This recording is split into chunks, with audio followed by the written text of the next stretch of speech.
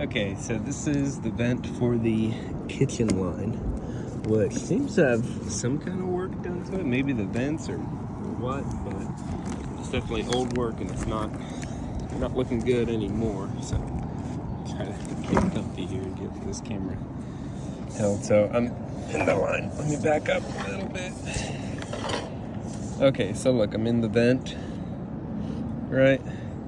That's the Santee where the actual, on the left side there, that's where the sink actually drains from, and it goes down.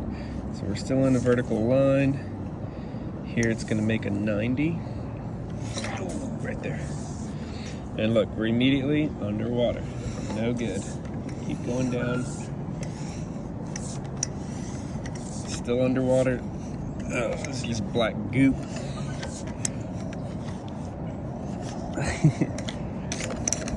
Trying to push it a little bit further, but it's not looking good. I'll locate it anyway, but I took some measurements and based on just some past repairs done and how everything's looking, I've got a game plan so far. These three vents, so laundry, and then there's a garage converted bathroom. It's on its own line, goes out the side around the house and ties into the main. All of that is working. What's not working is here on. Aside from what I'm seeing here, that's PVC. Everything else is cast iron. That's cast iron line. You can see that one. It's definitely cast iron, the main orange. And that's cast iron as well for this bathroom. So there's only one bathroom on this side of the house. And then, like I said, the kitchen over there, that's what needs to be addressed. So this side. Currently everything runs straight out this way.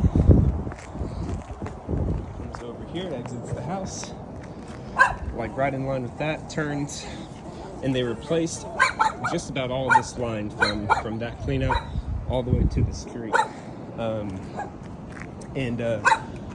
Basically there's two ways that I think we can approach this. We don't like to utilize any old cast iron unless it's absolutely necessary. But in this case, the problem that we're seeing is that, you know, this whole bathroom, not this whole bathroom, the tub for this bathroom, right in this area, is connected to the kitchen sink. The sink likely runs this way, turns, ties in with the tub, which is out close to this area. And then those two together run into where the toilet and main line is, and also catches the sink, and then they run together and out. So, yeah, it doesn't look good. If we were to address the main issue, which is just the tub in the kitchen, it would require a tunnel to go underneath the house, make all the repairs, but we would have to tie on to some existing cast iron, which eventually, sooner or later, will have to be addressed because it's falling apart, as we know.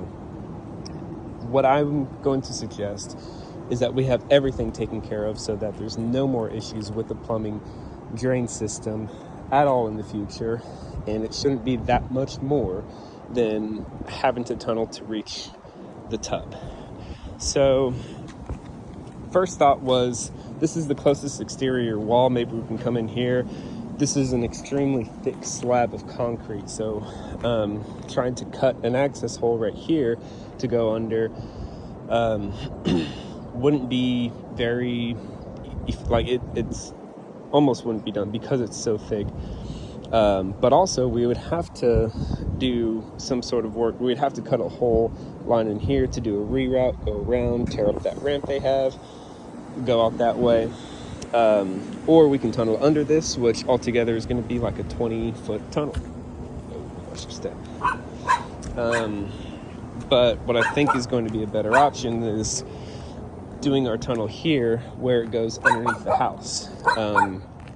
It'd be 23 feet of tunnel, so 3 feet more of tunneling, but no concrete to deal with, no ramp, and no exterior trenching. So although it's a little bit longer, I'm thinking it's going to be the cheaper option. And shorter too, so there's less pipe, which means more fall, so less chance of backups. So yeah, that's pretty much it. Doing a 23-feet tunnel, catching all that stuff. For the kitchen though, what we would have to do in any scenario, my favorite option is to do an exterior reroute. So basically, where it's on the side of the house there, we would have a new pipe come straight out of there. We can probably tie onto the existing vent, but basically just strap it to the wall to where it will be on the lower part of the wall. It's going to be a 2-inch line all the way over to the corner of the house. There's no doors, it wouldn't be blocking anything. And then we can continue that strap along the house over to where the main line is, and just drop it in right there. Altogether I measured to be about 35 feet, 35, 38. I'll look at my notes. But yeah, so reroute for that, little to no trenching for either side of it.